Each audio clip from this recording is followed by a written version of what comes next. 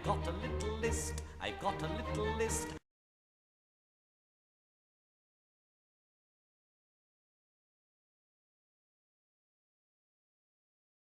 Hello, I'm Kevin Rayburn with Outer Galaxy Lounge, standing in front of my film reference book collection and holding a sheet of paper. It's actually 3 sheets of paper. And what is on this is actually pretty rare. If you go looking for this on the internet right now, you're not going to find it. It's disappeared. I've looked and looked and looked for it. I've looked in JSTOR. I've looked in the Internet Archive. I've looked all over Google, Bing, DuckDuckGo, whatever. Any search engine cannot find this anymore.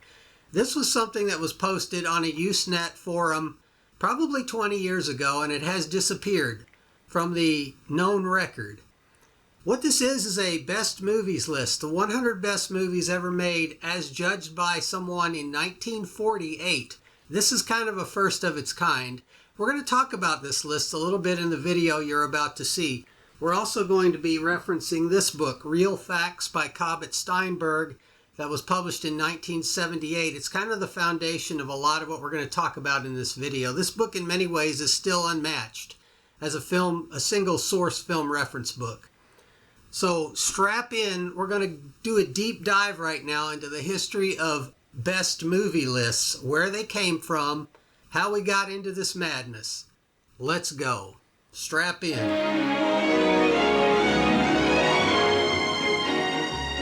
Hollywood, June 1998. The American Film Institute's CBS special featuring its list of the 100 best American movies of the past century. 100 years, 100 movies was a ratings smash, and for the next decade, the AFI would broadcast similar themed best films lists to good ratings, especially its 1999, 2000, and 2004 specials covering the top stars, top comedies, and best movie songs. By 2008, the specials faded away, but these shows had done their duty to boost movie rentals and sales and left a mark on the movie fandom. They hit at just the right time. Video stores like Blockbuster were at their height. Netflix was coming into the picture. Classic movie cable networks like Turner Classic Movies and American Movie Classics were in their heyday. The internet was taking off with a new generation of film nerds and blogs and sites like Listology and books like 1000 Movies You Must See Before You Die. These were all fueling the mania for almost obsessive movie list making. Everyone and their brother had a top movies list and wanted to share them with the world, whether they were very good lists or not. Everybody was doing it, even if they'd only seen a handful of movies. And the selection of all-time best movie lists by so-called experts became bewildering. These are just a few of them: TV Guide, Sight and Sound, Empire, Movie Line, the British Film Institute, Entertainment Weekly, Leonard Maltin, the Library of Congress, Video Detective, Roger Ebert, the National Society of Film Critics, The Village Voice, and on and on. If you wanted to get your feet wet to know where to start and to look like you knew what you were talking about, these lists were great. But there was a time, not so very long ago, when best movie lists like these were virtually non-existent. Because being able to see this many essential movies was a nearly impossible task, and thus there were virtually no best movie lists. For much of movie history, few average people or even experts could have easily made one. In fact, it wasn't until the 1970s that best movie lists started to become common. A big reason for this simply was film inaccessibility. Before the 1950s, before television, before the rise of retrospective art house movie theaters in the 1950s, 60s, and 70s showing classic movies, and before home video and cable TV took off in the 1980s, it was virtually impossible for people to see the movies necessary to make canonical film lists. Very few movies in the first half-century of the cinema's existence, even fondly remembered ones, were ever screened more than once. They played your town, and then they sat rotting in a vault for decades. So long, in fact, that many of these films caught fire or rotted into dust or got thrown away, lost forever. Movie revivals of a select few titles did begin in the theaters in the 1930s and 1940s, but even these events were rare and done for a limited time. If you missed your second chance to see them, you'd miss them possibly forever. And if you couldn't see the movies, you couldn't make the lists. So let's go back, way back, and do some deep history, folks, to find out when this insane mania for movie list making began and how it developed. Let's go. To know what to see, a film canon had to develop. That is, a curated guide of films identified as essential or important. For the first decades of cinema, from the 1890s to the 1930s, there was no such canon. If there was no canon, there could be no lists. There were lists of a sort going way back. In the 1920s, newspapers, trade publications, and fan magazines were already ranking the year's best films through polls of readers and experts, but these were very limited, focusing only on the 10 best movies of each particular year. Their reach was no broader than that. They were not yet canonical. They did not span the entirety of film history. Back then, the idea of movies as art was largely poo-pooed. They were merely expendable entertainments, not at the level of music, literature, or the stage. Nothing surely to be preserved or revisited. But a visionary few thought otherwise, and these pioneer movie lovers would bring a new attitude. During World War I, Vachel Lindsay, a British poet, wrote an early film appreciation book, The Art of the Moving Picture, that started things off. It's a quaint book today, but it paved the way. In the 1910s and the 1920s, the first fan magazines like Photoplay and trade publications like Film Daily began publishing annual 10 best movie lists as determined by fans and critics. The first important American film history book, A Million and One Nights, A History of the Motion Picture through 1925, grew out of a series of articles in Photoplay in the early 1920s by author Terry Ramsey. This book laid the foundation for taste-making and canon formation, at least in the United States. These early attempts were very rigid and arguably do not hold up today. D.W. Griffith, Edwin S. Porter, the Lumiere brothers, George Méliès, and Thomas Edison were the primary names bandied about. In a few large cities, film societies and dedicated libraries were starting to emerge, places where movie mavens could screen films and talk about them. The Film Society of London, co-founded by pioneer archivist Iris Berry in 1925, was ground zero. Berry later became an American citizen and in 1935 founded the Film Archive at the Museum of Modern Art in New York, one of the first of its kind in the world. It was here that the supremacy of D.W. Griffith as the premier film artist was established, and it would take time before that narrative around film art would change, but the idea of auteurs or directors as primary artistic visionaries began to take hold. At the same time, in France, Henri Langlois was building a massive film archive in Paris, France, the Cinémathèque Française, to preserve film and build a film culture. In the mid to late 1930s, other film archives were established in Britain, Germany, Sweden, Belgium, and Italy. Iris Berry, in her 1926 book, Let's Go to the Pictures, addressed the prevailing snobbish attitude against movies as something shameful, something that had to be overcome before people accorded them respect. Quote, "Critics and connoisseurs demonstrate their deep sense by damning films, but going to the pictures is nothing to be ashamed of." Unquote. Film organizations like the National Board of Review began compiling annual top 10 best lists starting in 1930, but again, these were not canonical lists.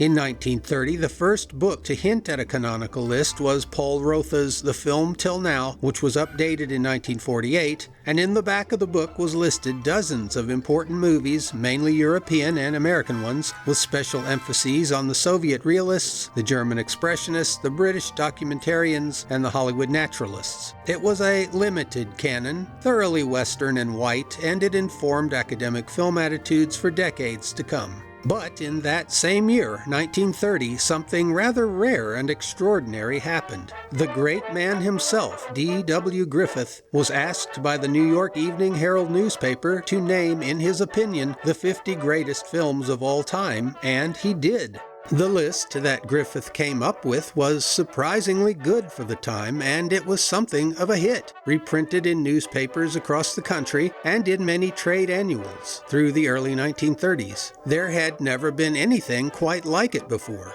Griffith artfully skirted the question of immodesty in naming 6 of his own films to the list by exclaiming that critics would expect him to name them. These films were The Birth of a Nation, The Avenging Conscience, Intolerance, Broken Blossoms, Way Down East, and Orphans of the Storm. all valid inclusions at that time. The list included several now lost films: War Brides, The Way of All Flesh, The Patriot, The Miracle Man, and Driven. Most of the rest were very good choices, but lacked much international flavor despite Griffith's admiration for early Italian spectacles. One of those, Quo Vadis, is on the list. One German film, E.A. Dupont's Variety, is also there. At that time, Variety was the most admired German film of the decade, a place it no longer really holds in film history. If you want to study this list, pause the screen. Despite the popularity of this list, few others like it would appear for a long time. Meanwhile, good film criticism by Frenchman George Seydoux, Britisher Graham Greene, and American James Agee were raising the bar for film writing and appreciation. Canon formation continued to develop slowly. Serious books on film were emerging. One was Huntley Carter's The New Spirit in the Cinema, published in 1930. The first large single-volume film encyclopedia was published in 1933 in the UK, the World Film Encyclopedia by Clarence Winchester. To paraphrase the author, fill a gap as no other book had yet in film history. Such guides would not again become commonplace until the 1970s. Louis Jacobs published his famous book, Rise of the American Film, in 1939, the first of many books by Jacobs to come in the coming decades on film history, further defining important films and trends. A sparse selection of film books emerged in this time. One notable one was Deems Taylor's A Pictorial History of the Movies, released in 1943, a very influential book to a young Martin Scorsese in the 1950s. Books like this must have seemed a mixed blessing for film fans. Yes, you could see still images from important films, but frustratingly, you could not see the films themselves. World War II greatly changed things, though, and film culture exploded as international cooperation led to the golden age of the film festivals. A boom in new film archives, like the George Eastman House in New York, founded in 1949, and the growth of movie revival theaters, as well as TV, where old classics found a new life. Movies were a half-century old, and finally the first of the canonical lists appeared in 1948. The list was called The Great 100, and it was published in the International Motion Picture Almanac of 1947-1948, an annual compendium by the trade magazine Motion Picture Daily. The list was devised by that old movie historian Terry Ramsey, the man who had written the first American film history book back in 1925, and his editor at Motion Picture Daily, Red KANN. Motion Picture Daily and Film Daily, part of the Quigley Publishing Group, had long been making annual 10 best movie lists in their magazines for years, and this monumental list of 100 great films was compiled to celebrate the first half-century of movies. The Motion Picture Almanac's 1948 list is definitely of its time.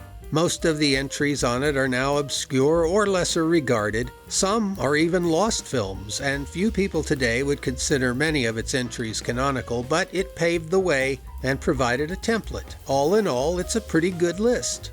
The list is too long to read on this video, but I'll post it in the description. Suffice it to say, the list is Hollywood-centric, with a few nods, 10 entries, to so-called foreign films. The oldest film on it is Edwin Porter's The Great Train Robbery, 1903, and its most recent ones were The Best Years of Our Lives and The Jolson Story from 1946, two deserving entries for sure. I found the list on the internet, probably in a deleted news group 20 years ago, and if you go looking for it on Google, you will come up empty. The only way to find it now would be to visit a public library with old reference books. For now, this video is the only way to find it. Many of the films on this list were Hollywood hits that would not be remotely on any best movie list today, such as the early musicals Rio Rita and Whoopi, and wartime feel-good films like The Bells of St. Mary's.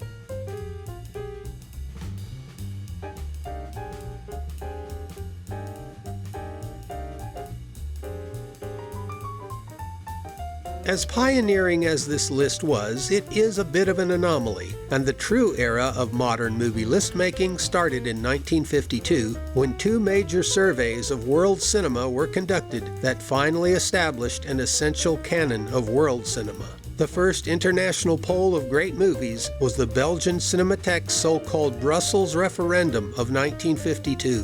That same year, the British Film Institute conducted a similar poll which it published in its Sight and Sound magazine, and this list would be updated in every decade until the present day. These early polls had very limited input. Only a few dozen people participated as compared to the latest Sight and Sound poll in 2022 that included thousands from around the world. Interestingly, many critics and filmmakers at the time considered such a list to be vulgar, a dumbing down of the discussion of film art. Many today maintain this opinion as well. But making such lists has the advantage of helping in marketing movies and in establishing the basis for academic courses of study, but it also has the downside of limiting the conversation about what is worth seeing. The idea of a canon at all has increasingly come under question. But the die was cast and the torrent of lists came on. Sight and Sound's decade lists may be more interesting in what they reflect about participants and their ideological bent than the films on the lists themselves. The lists provide a barometer of changing tastes, and they reflect ignorance as much as they demonstrate expertise, shifting the canon around, sometimes radically, often for the sake of merely being radical rather than reasoned. It's also an interesting study in how the past gets pushed aside for a recency bias and politics, but the history of the list is so big that it would require a separate video all its own. For context, let's do a quick look at the Sight and Sound poll. In the first list of 1952, we see a lot of silent movies, as the prevailing attitude was still that the silent cinema represented the visual art of film in its purest form. D.W. Griffith, Sergei Eisenstein, Charlie Chaplin, the old venerables still held sway, and recent Italian neorealism was still peaking, with The Bicycle Thief or Bicycle Thieves by Vittorio De Sica at the top. I like this first list. It's solid, and it would mark the coming ascendancy of Citizen Kane. As here, it just missed the top 10 as first runner-up at number 11. By 1962's list, Kane was on top and would stay there for the next half-century. If you want to see the history of these lists and how they changed, I recommend the website of Eric C. Johnson, who simply lists the lists and the titles without any bells and whistles or BS. I will put a link to that in the description. The next big list to come along was one from the Brussels World's Fair in 1958, which again asserted the great canon as being primarily silent movies, with 8 of the 10 movies in it being silents. Chaplin, Eisenstein, Clare, De Sica, and Griffith were acclaimed the 5 best directors of all time, a ranking that doesn't hold up among many today, although that simply may be due again to recency bias. Important books would follow on the heels of all this. Parker Tyler's seminal Classics of the Foreign Film in 1962 surveyed with great intelligence 69 films from the international canon. It starts with The Cabinet of Dr. Caligari, 1919, although the date now is said to be 1920, and ends with Michelangelo Antonioni's La Notte in 1961. It is a good reflection on the standard thinking of the intelligentsia and the consensus at the time. It's still a highly recommendable book. The next significant list to come along was in Film Heritage Magazine's Winter 1975-76 edition, and it tried to start the conversation about positive or realistic depictions of women in film. Many women critics responded to this poll, and the results still largely reflected movies made by men about women, but it was a first step forward toward widening the discussion. Throughout the 1970s, canon formation was in full swing, and the number of reference works and popular retro movie books exploded. It was the golden age of the vintage movie book. Bosley Crowther, Leslie Halliwell, Stephen Shure, and Leonard Maltin were all releasing popular books, rating or ranking the great films and criticizing the bad ones. We started the video talking about the 1998 American Film Institute list, and we'll end the video talking about another AFI list that nobody talks about anymore, the 1977 AFI list of the top 50 American movies. Virtually everyone has forgotten about this list, which was made in honor of the 10th anniversary of the AFI, and even the AFI themselves appear to have erased it from their history. You can't find anything about it on their website, and searches for it on the internet yield very little, but it did exist. At the time, the AFI broadcast a gala event around this list, hosted by Charlton Heston and attended by President Jimmy Carter. But the show itself only talked about 5 of the movies on it. Newspapers across the country only printed the top 10 movies on the list. The full list was hard to come by for some reason. Here it is, printed in full for the first time in Cobbett Steinberg's 1978 book, Real Facts, First Edition. The book can be found and checked out on the Internet Archive. It's not a surprising list, mixing newer and older films, and its tastes reflected its time. This is its top 10 ranked as follows. 1. Gone with the Wind. 2. Citizen Kane. 3. Casablanca. 4. The African Queen. 5. The Grapes of Wrath. 6. One Flew Over the Cuckoo's Nest. 7. Singin' in the Rain. 8. Star Wars. 9. 2001: A Space Odyssey. And 10. The Wizard of Oz. This list is partly interesting for ranking Citizen Kane at number 2 when the rest of the world was ranking it at number 1 by this time, but Hollywood was still partial to its biggest hit, Gone with the Wind, which has since fallen a bit in polls. There's a lot more that can be said about these and many more lists, but this gives you an idea of how they all started and where they've taken us. To end the video, I want to show you something crazy. This yellowed and torn clip of papers is my first to-see checklist of films that I made in 1978. At the time, I hadn't seen very much, and back then it was hard to see these films. But I made my own guide of sorts by poring through reference books at the library and taking copious notes. It took decades to see everything on this list, but I finally had done it by the 2000s. Kids, you don't know how lucky you are today because all of these films are virtually at your fingertips now if you have try. Thanks for watching. I plan to make more videos about movie reference books and movie subjects in the future, so please like the video if you want to see more like it.